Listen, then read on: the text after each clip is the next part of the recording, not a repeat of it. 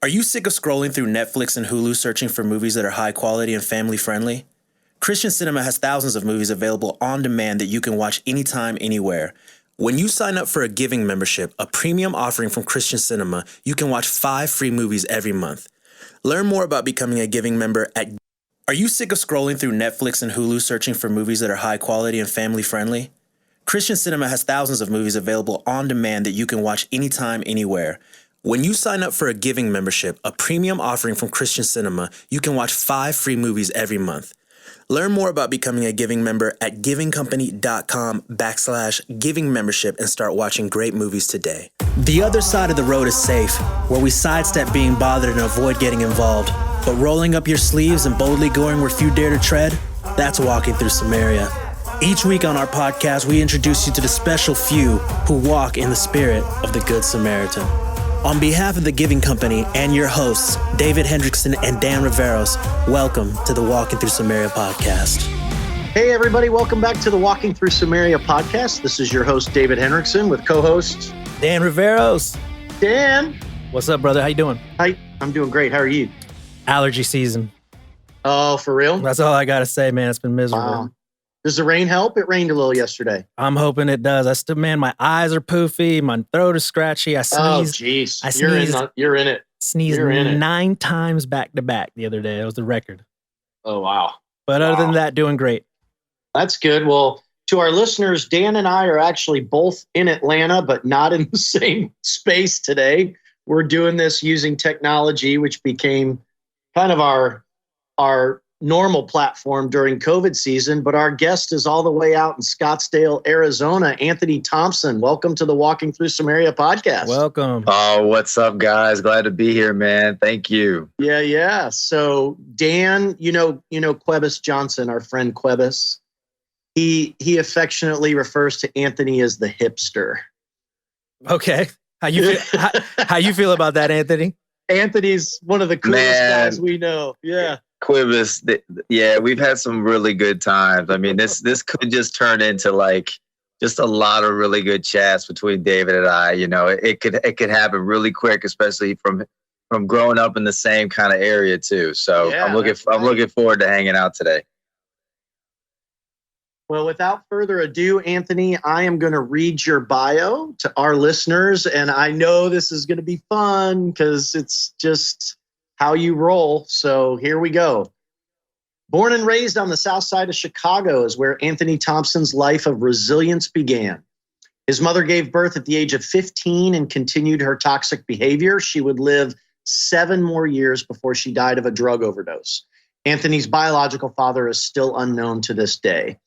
Growing up with so many rejections and fears crippled Anthony for the majority of his life. As a result, Anthony buried his pain in drugs, sports, and status. While working with celebrities and Fortune 500 companies, Anthony received an invitation to work and travel with a renowned evangelist. Anthony accepted the offer and had an encounter with Jesus that changed his life. He later met and married the love of his life in Sydney, Australia. While in Australia, Anthony launched and grew a successful 6-figure social media agency. He also went on to serve alongside Hillsong and their executive team as the head of growth. Most recently, Anthony's personal access and observations of some of the greatest leaders in the world led him to focus his efforts on helping executives get healthy in spirit, soul, mind, and body. Having worked with executives from Meta, Salesforce, Google, Hillsong, and others, Anthony views these opportunities as God's workmanship. Anthony, Chantel, and their 3 children live in Scottsdale, Arizona, where you can find them enjoying the incredible heat. Anthony has a passion to speak, write, and inspire others to grow in spirit, soul, mind, and body. He believes God's word has everything you need to become the champion you were created to be. Anthony, it's just great to have you again on the Walking Through Samaria podcast. Hey, man, great to be here. Great to be here. So I think you and I first met, it may have been in California with Quebus, but I also know you came to Atlanta with, I think, one of the Hillsong United tours. And we hung out with Alex Kondrativ, who used to work with us, and she now works for Denison Ministries in Texas. But we found out early on that we were both from Chicago. and you are from the South Side. My wife was born on the South Side of Chicago. I was born in Park Ridge, which is kind of near the city, near Northwest. Growing up on the South Side of Chicago is tough. I mean, in and of itself, and you grew up without a father, and then you lost your mother at age 7 to a drug overdose. Can you somehow help our listeners understand what that was like growing up without parents on the South Side of Chicago?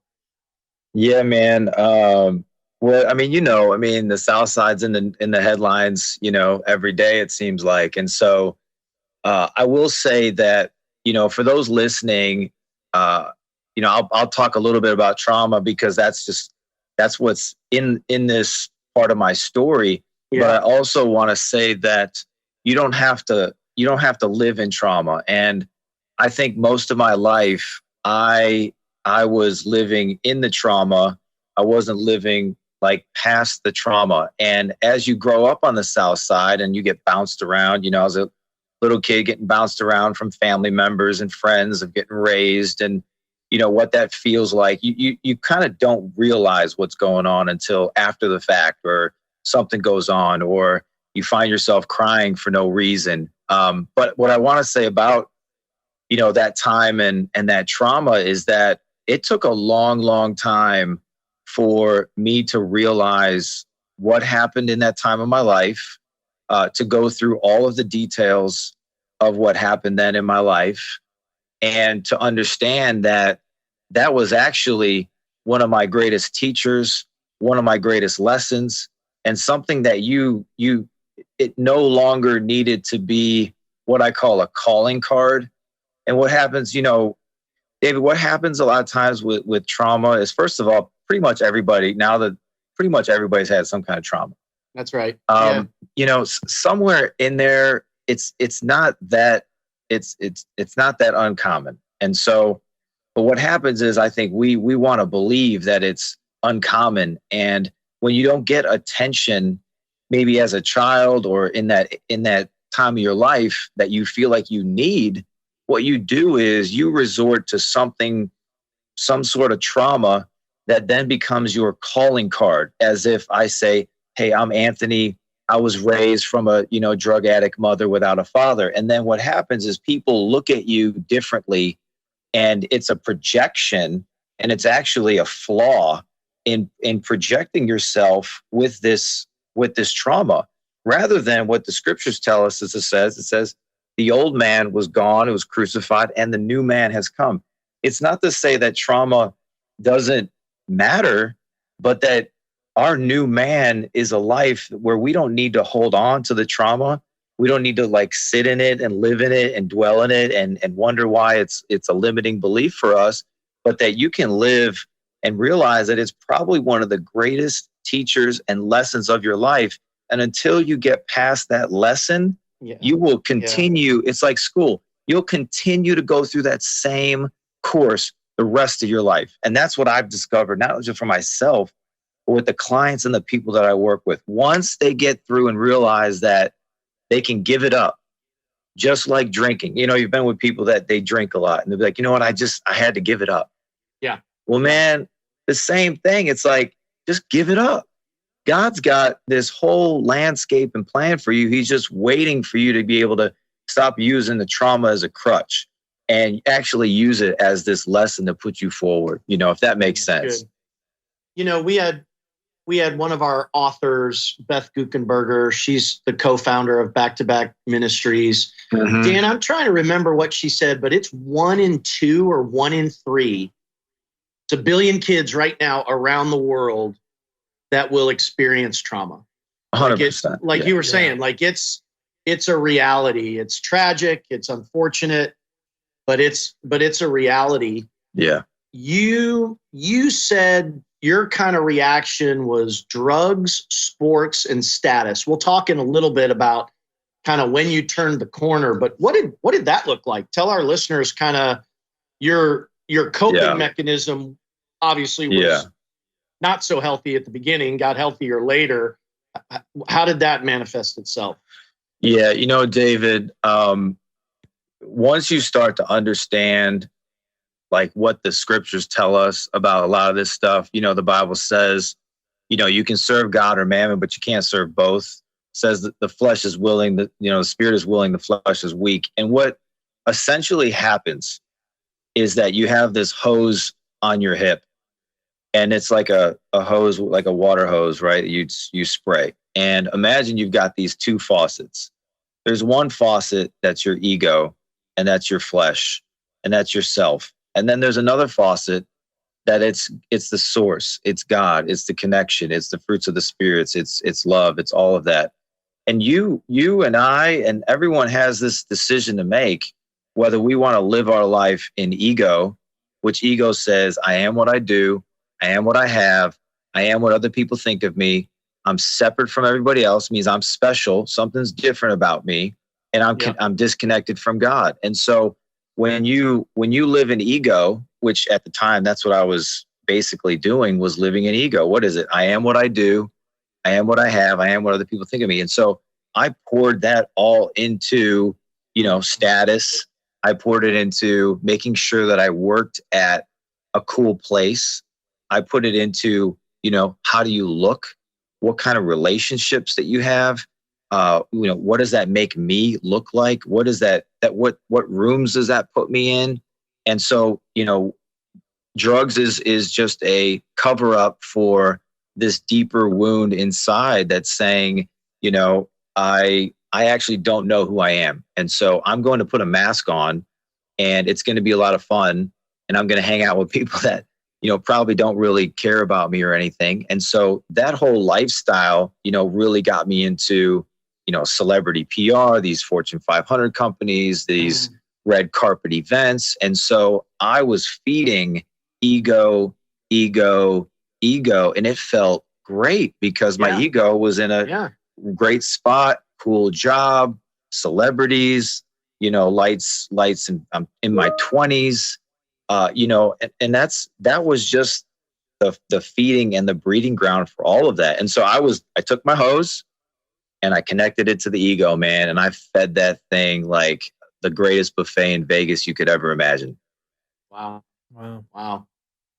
So was there a turning corner in how you said, this is trauma related and I'm going to turn a corner? Or was that your spiritual encounter? What was kind of the catalyst for moving beyond, if you will?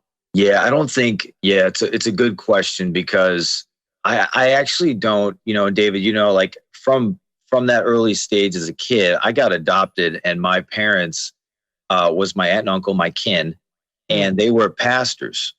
And so fundamental charismatic church.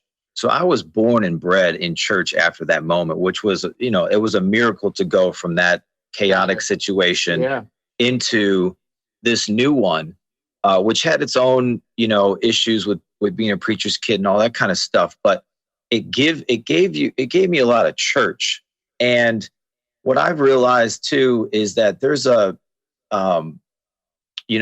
going into church, I was always exploring elsewhere from church, because at that time when I was younger, I never identified with anybody in church that I felt like was influential, cool, and was doing big things in life. And so I always saw people in church as second-rate citizens. They weren't leading athletically. They weren't great athletes, and so that gave me this like second-tier status for church, which always put me on this outside looking for, I'd read self-development books.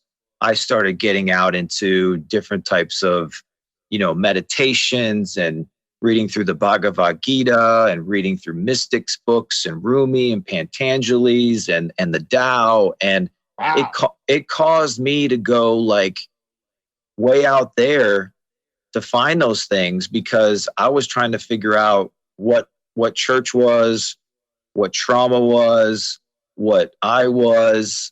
And my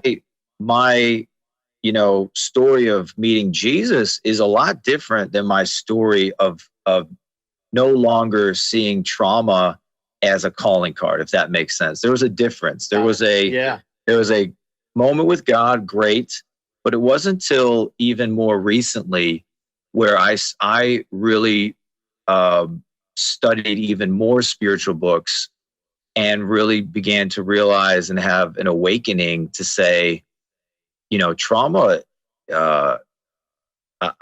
doesn't have to be there. Like it's not a part of the system, and it's actually not a part of what the Bible says. And I would even take a step further, David, because here's a perfect example. Jesus, right? When he was born, he's born in this traumatic situation, no room for him in the inn. Has a baby, Mary has a baby. She's toughing it out. And then what happens? Herod tries to kill him, and he's got to go to Egypt. You don't hear Jesus one time say, man, if I had to go through all of this stuff in Egypt, and my mom, she had to rough it out, and I couldn't get, in the inn.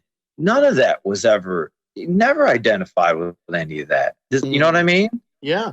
Yeah. Like that to me was just like, okay, if Jesus is going to show me what's up, then he had a really great story. I mean, he could have easily leaned on that and been like, look what I had to do. I had to run away because I was almost killed. So there was a lot of awakenings there that a lot of these even mystics books and other spiritual books helped me latch on even closer to what the scriptures were saying. Yeah, that's good.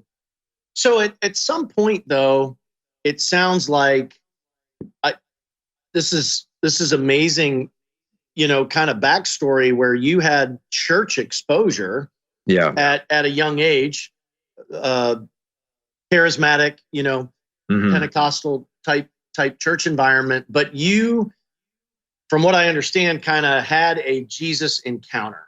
Mm-hmm. Tell our listeners, like, how did it go from, well, this is my church experience, there's no Tim Tebow's or Hillsong United there, to all of a sudden, wait a minute, there's something here for me.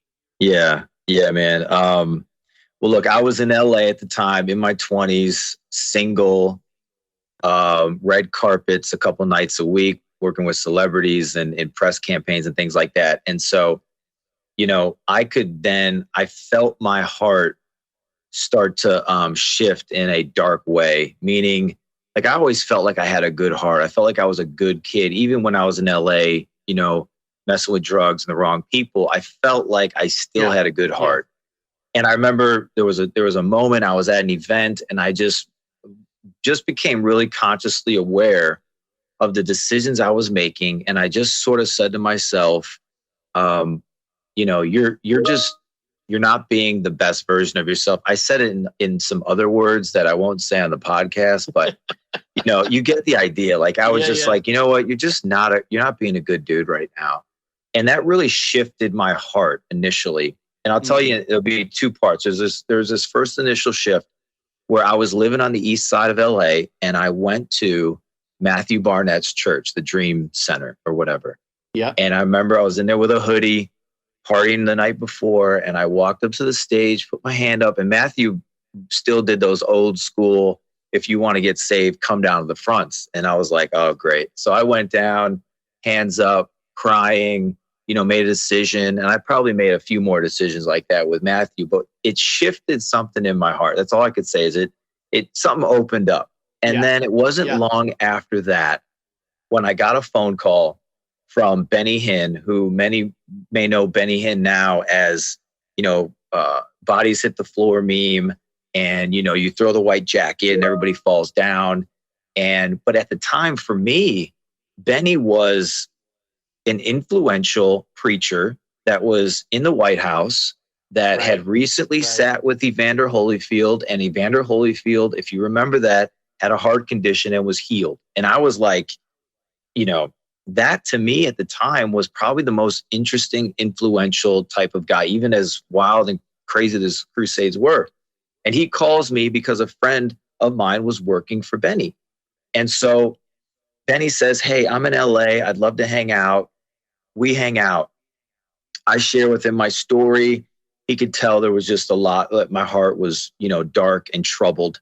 and he would just continue to hang out with me until he would say, Anthony, I want you to come work with me. He never said what the work looked like, but he would just say, come work with me. And I was like, look, Benny, let me just break it down for you. I do drugs and I sleep with girls, and I just don't want that, you coming out of a crusade, and I'm that guy, and I don't want to put you in that position. And he just looked at me, man. He just said, can you stop? And I was like, I could try. Wow. And we walked away, and I'll never forget. I got a little quickening in my heart, in my spirit that just said, what if he doesn't ask you again? And I just I'm not the smartest. I'm definitely not the smartest person. I've missed a lot of opportunities, but I just felt like that was an opportunity I didn't want to miss. And so I called him back. He confirmed, didn't tell me what the job was, but I started to work with him personally. And whether it was driving his kids to school, traveling, setting up chairs at a crusade, acting as a bodyguard in the midst of these guys that were 6'6", 270 pounds. And here I am at, 5'10", 170, I was just available and around. And it was in one of those moments where we went to Greece. I was 3 months in working with Benny. And I'd also tell people that I was a professional catcher, which meant that when you watch Benny on the stage and people fall over, I'm the guy behind them to make sure that they don't sue Benny for falling down, right? So we're in Athens, Greece, and he's at the end. The music's playing. It's a packed arena. And he just out of nowhere says, somebody get me Anthony Thompson right now. I still have this on video. Somebody get me Anthony right now. Get him on stage. And here I am. I'm in my suit, my tie. I come on and he prays for me.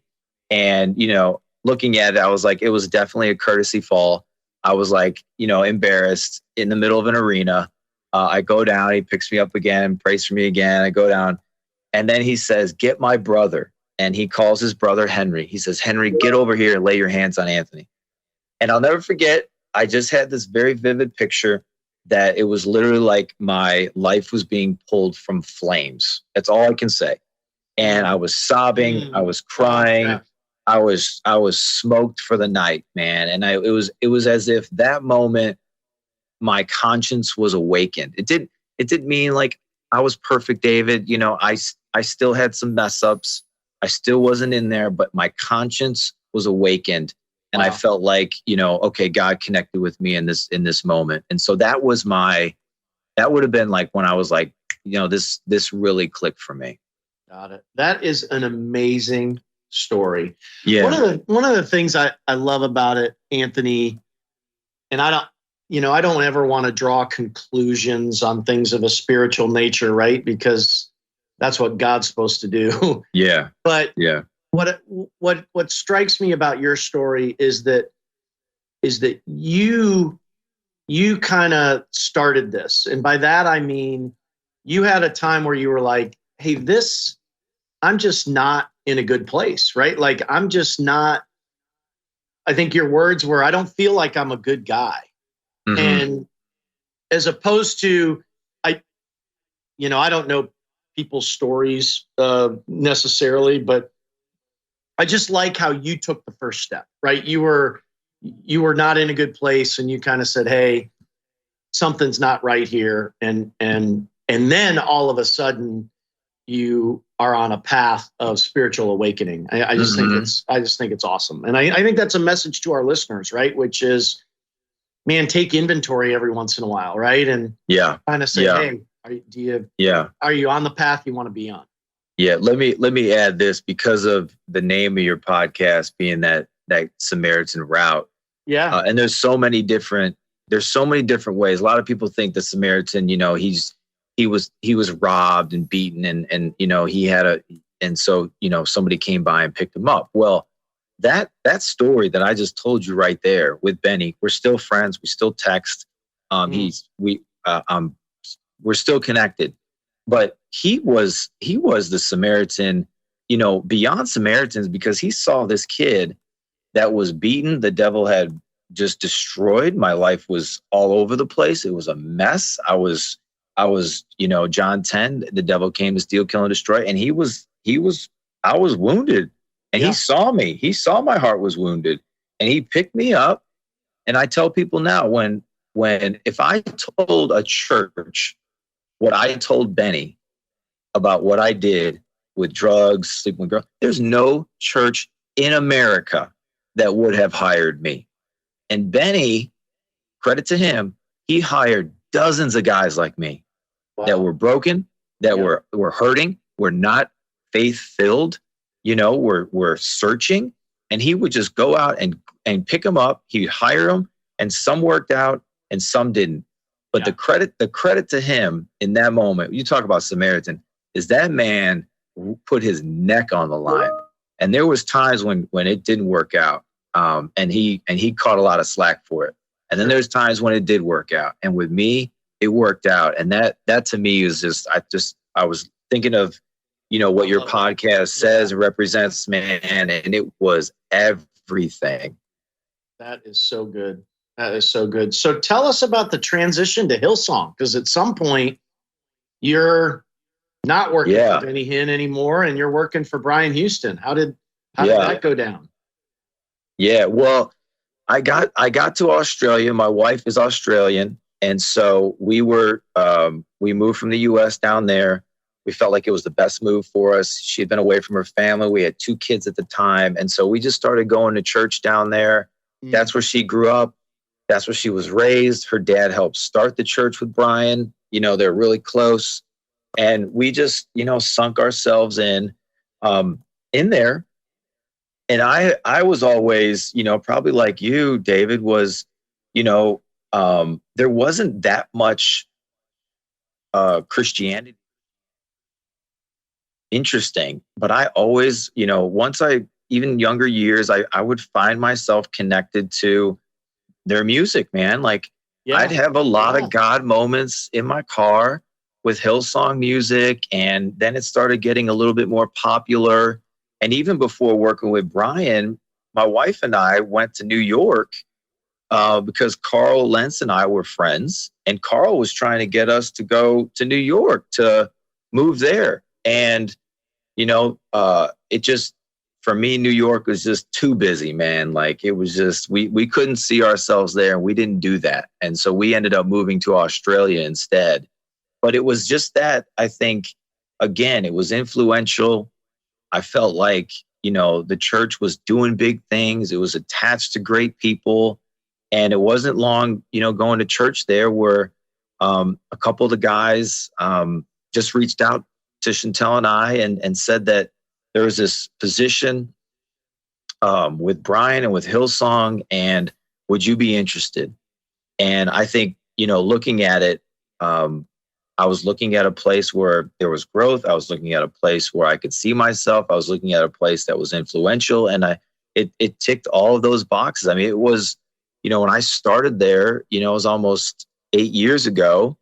I mean, it was the hottest thing, fastest growing. I mean, all those kinds of things. And I was like, yeah, I feel like working here is going to be a great place for my family, for myself, growth in all those lanes. And so that's how we got linked up and started, and then I started with them.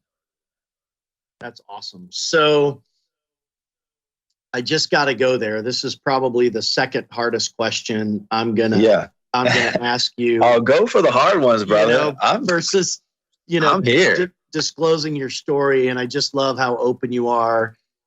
So, you and I share a Chicago heritage. We also share a heritage of being associated with churches that wind up in the headlines for the wrong reasons. Yes. Yes, we do. And, Benny Hinn, I think to his credit, is kind of backed away from the prosperity gospel. And, kind of asked for forgiveness there. But, you mentioned Carl Lentz. Yep. I was a Willow Creek attender for, almost 20 years. Yeah. And, frankly, Willow Creek to this day, my wife and I remember our time there with just great fondness. Yeah, man. The ministry was incredible. The relationships were incredible. The arts, that was a place. I love how you kind of say, hey, going to church and you don't see a lot going on. I saw Mike Singletary at Willow Creek, and the music was incredible. Rory Nolan directed a full orchestra. I mean, it was just off the charts, but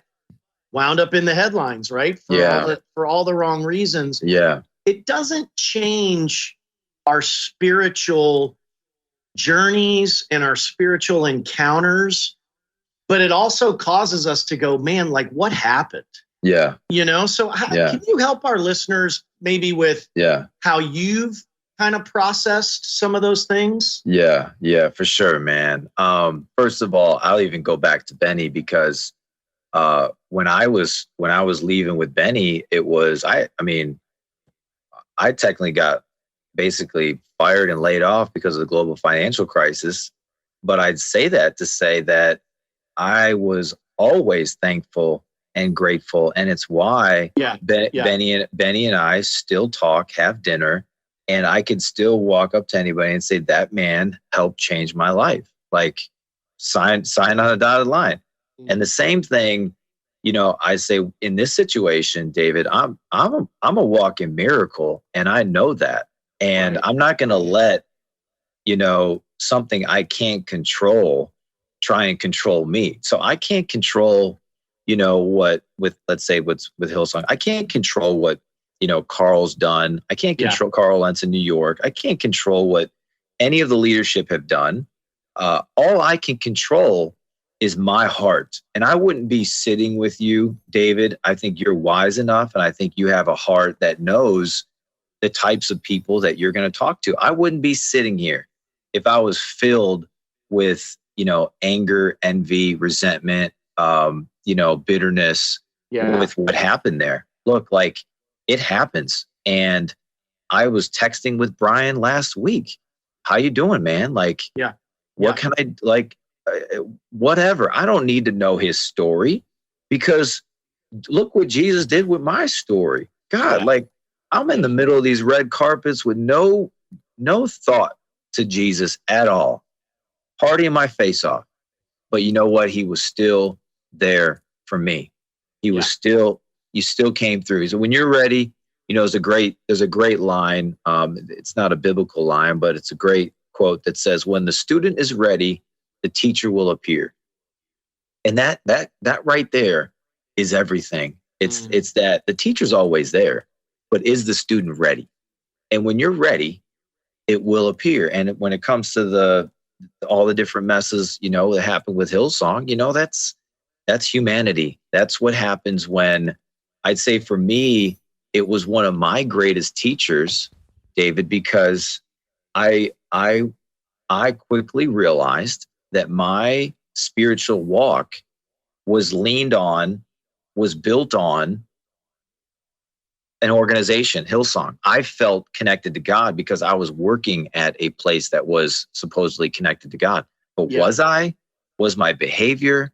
Was my mind? Was my spirit, soul, mind, and body? All those things? No. And so I ended up really getting a, masterclass on real spirituality, which is what I do with, clients and people that I work with, is because they lose their inner guidance system. And then what they want to do is they want to change their external circumstances. They want more money. They want the relationships to work. They want, peace, all this stuff. They want the externals, but it all comes from the inside. And then you get the fruits of the Spirit. And that's what I had to do. But I look at it and, people love, and I love Tony Robbins. And the line that always comes out is life is happening for you. It's not happening to you. It's happening for you. The scripture says all things work together for good to those who love God, to those who are called according to his purpose. Yeah. Same line. Tony says the same line as what the scripture says. So all things are working for good. What does it say? It says, count it all joy when you go through trials and tribulation. Why? Because welcome to the greatest teacher of your life. That's it. Welcome to the greatest teacher of life. Yeah, that's great. I just want to ask one more question that's totally unfair and nobody knows, but Yes. do you think, I look at Rhonda and I's time at Willow again and I'm a little bit with you that maybe some of our spirituality was because, Rhonda was on staff at Willow. I was on the board of the Willow Creek Association. Like maybe there were times when it became more about that and not about our daily walk. Right. Yeah. But for the most part, we loved it. We loved the Yes. ministry. We loved the experience. And we worked very hard to make sure that we didn't put the senior pastor on a pedestal or treat him like a celebrity, but lots of people did. Yeah. Do you think there's something in the Christian circles that we need to learn about, hey, we're not really supposed to put these men and women in a category that God doesn't put them in? Yeah. Yeah. I'm hearing you saying, it sounds like you're saying, how do these leaders, how do they have kind of open conversations about who they are and what they are? Is that sort of what you're... And like, why do we as congregants think that they're celebrities, right? They're that's not what they're supposed to be, I don't think. Yeah. Well, look, I grew up in a very conservative and similar in Willow. You honor the man of God, right? You pray for them. Yeah. They have this seat in this place of authority, which is true. I also think, though, horizontally is where, and that's where something where I've sort of tried to position myself with a lot of different pastors and leaders, basically to say, hey guys, like, I'm not here to be your friend, but I think you do need to look at, a coach, an advisor in that space for somebody to just talk straight. Because I would say in my position when I was there at Hillsong, I didn't give all of the straight answers. I was afraid of, losing rapport. I was a little afraid of, what will they do? And there was a lot of that, for myself and it was really just personal stuff that I had to get through. But, if you don't have somebody that's been through it and can kind of coach you and work you through it, well, then it just sits there and you sort of just go along with the flow. And, that's where I would say, yes, there should be some horizontal layer of weekly accountability of what's going on, because, going down to the parishioners or the members or whatever you call them, they're looking up to the man of God. So it's only right for the man of God to be in a place where he's getting checked, That's good. I love that. That's so wise and would save a lot of turmoil probably, right? And I would say from what I've seen, the best representation of that has been Craig Groeschel and how their organization works. And many would say it's very strict, but I say that because he cares for people. Yeah, that's great. That's great. Yeah. So you married up, you outkicked your coverage, all those terms. Chantel's amazing. Your family's amazing. And you pack up and move to Scottsdale, and this idea of coaching, right? And advising. Yeah. Just tell us how kind of your latest endeavors in your personal and your professional life came about. Yeah, man. I think the last couple of years there with Hillsong, I had this inner conflict of, man, I know there's more juice in the tank, and I know there's more things for me, and I just felt like I was at my ceiling, and so I just started going out and investing in myself. I was going through positive psychology courses that I took, and then my wife was like, hey, she's like, you really like Jay Shetty. And I don't know if you know Jay, but he's a big podcaster. His little term is, make wisdom go viral. And so I got connected into that lane and went through a coaching program through him while I'm still working at Hillsong. And, my life, just everything in me erupted. It was like, I just did all of this work for myself on strengths, weaknesses, understanding your character, all of these, hundreds and hundreds of hours poured into books and courses and coaches and teachers. And I just, was walking through this phase. In the middle of it, there's a new headline happening from Hillsong every week, every day almost. And here I am on the other side going, okay, man, like this is everything for me. This is like, I watched, my dad go as a pastor. I watched him counsel and pastor people for all these years, but now I saw coaching as this opportunity to, provide frameworks and use the scriptures, and, and people put down, a stake in the ground, and they put money invested in themselves. And so they're bought into something that's going to potentially change their lives. And I was like, this is it. And so I just threw more and more hours and time in it, and started, doing more work for myself and with others. And, just finding that it was something that I love to do, even if I wasn't getting paid to do it. And I think that's such a big thing when you're going to go do something in life, is to say, do you love to do it? Even if you had 150 million in the bank, what would you do? That's the question. What would you do? And I would say, I would be doing exactly this. And I love your, the name of the podcast again, where it's, I see myself when it comes to coaching as people that have been, that the devil's after to steal, to kill, and to destroy. And while their life, even I'm working, I work with some millionaires and people that are well off financially, their inner workings are just destroyed. They're lacking confidence. They have fear, guilt, shame, trauma. They don't know how to deal with it. They have limiting beliefs. And I look at that and say, okay, cool. Let me get with you. Let me connect you back to the source. Let's get you accountable on a program so that you can do what you were created to do and live in peace. How does that sound? And someone was like, oh, that sounds like the greatest thing in the world. I'm like, well, it is the greatest thing in the world, and it's possible to do that. And so our move after the, sort of exiting Hillsong was to come out here, Arizona. My parents just moved out here, a few months back. Yeah. So we've got help with kids. We're I'm building the business. I started writing my face off on YouVersion as a partner with them, basically to just send devotionals to people so that they could see the scriptures come alive in this coaching development community. Because what I saw, David, was, you'd be right in there too, of reading these self-development books, and I'm reading the Bhagavad Gita, and I'm reading the Tao, and I'm, reading stuff in the Kabbalah, and I'm reading these mystics, and I'm listening to these spiritual teachers that none of them would identify as a Christian, but I'm reading them and all. I'm saying everything they're saying is in the Bible.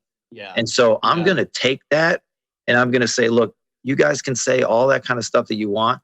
I'm going to show you exactly what the scriptures is going to say to you.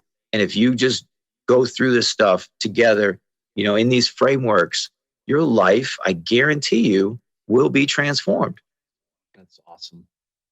So give us kind of current state. How's the coaching endeavor going? And I got to imagine some of our listeners are intrigued.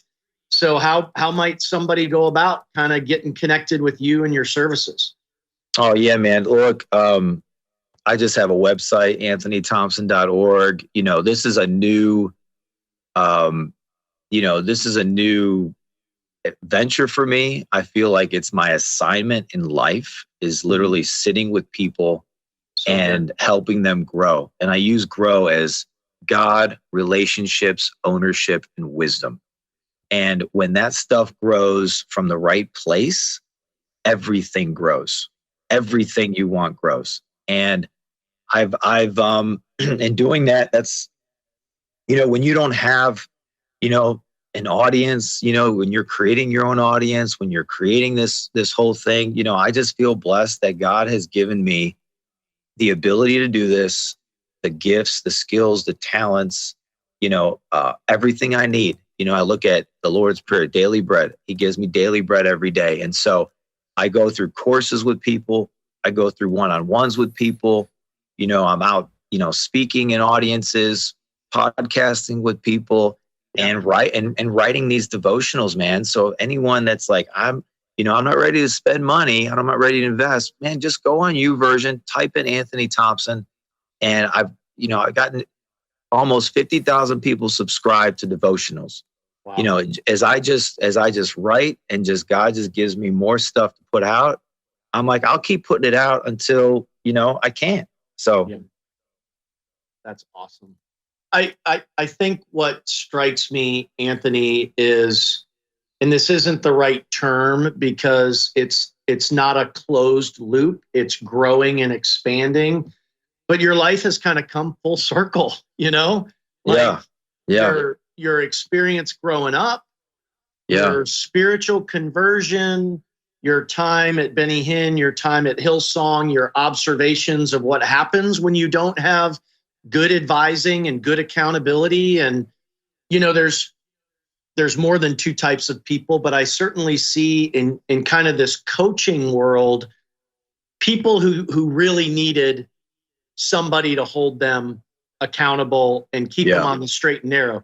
Tiger Woods, Carl Lentz, Mark Driscoll, dare I say Bill Hybels, right? Like if they just would have had somebody to keep them in check. Yeah. But then there's this whole other group of people that just aren't realizing everything God had intended for them. Yeah. You know what I mean? And all of that fits into what you're doing. And I just think it's awesome. And I'm super excited for you. And I just love how it's a manifestation of your story and your journey. Yeah. Thanks, man. Thanks. Yeah. I'm grateful, brother. I'm grateful. So anthonythompson.org. Yep. And YouVersion, just type in Anthony Thompson. People can get your devotionals there. Yep. They're all there. All right. I'm going to throw one more hardball at you. Yeah. Give it to me.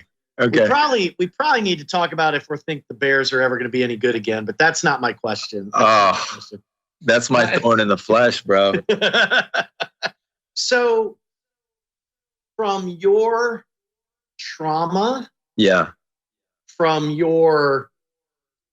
what I also love about your story is this constant searching, right? Like you're constantly reading, you're constantly studying, enrolling, conversing. So let's just say your trauma, your big ministry experience, your coaching experience, and your searching.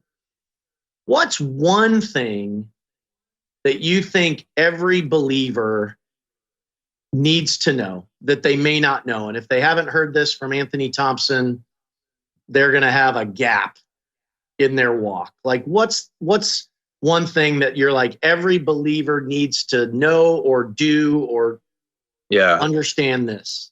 Yeah. I would say, sometimes I write about it and talk about it a lot, but the simplicity of it is just let it go. You got the old Frozen line, just let it go. And what do I mean by that is what the scriptures tell us is it says, that you've been, that your old man was crucified and your new man is here. And what happens is that life, because we've had this programming, what I call and talk with people about, it's this programming that is really programmed us to remember the old.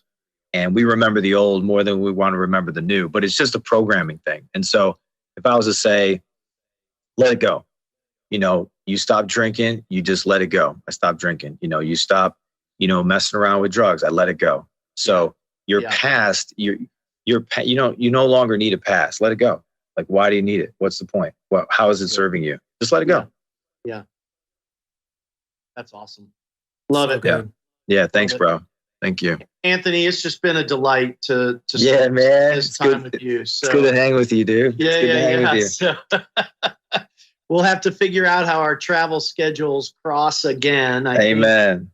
I'm trying to think. I guess it was Nashville, right? Where we had dinner last time because you were there when NRB was there. Yeah. That was fun, man. It was good to see you there. So Cuevas kept saying we're going to the Thompson Hotel. Yes, and that's why I like it. Yes. I got confused. I'm like, wait, Anthony has his own hotel? Could you imagine? Anyway, but that's a nice place in Nashville. Yeah, it's a cool little spot. I always like it. Anytime I can stay at a Thompson, they always kind of wonder if I'm like, who is this guy? Is he just staying here, or does he know somebody here? That's I always like to make them wonder. That's awesome. Well, to our listeners, this has just been a treat to be with my friend, the hipster, Anthony Thompson. Go to anthonythompson.org, go to YouVersion. Anthony, I just can't thank you enough for being so vulnerable and open about your story and your journey. And the nuggets of wisdom you shared are just going to bless our listeners. So thanks so much. Amen. Thank you, brother. Thanks for having me. Thanks, man. Well, that's it for today, everyone. This is David Henriksen with my co-host, Dan Riveros. Thank you so much for joining through the Walking Through Samaria podcast. We'll talk to you next time. See ya. For more content like this, visit us at givingcompany.com. Thank you for joining us, and we'll see you next time on Walking Through Samaria.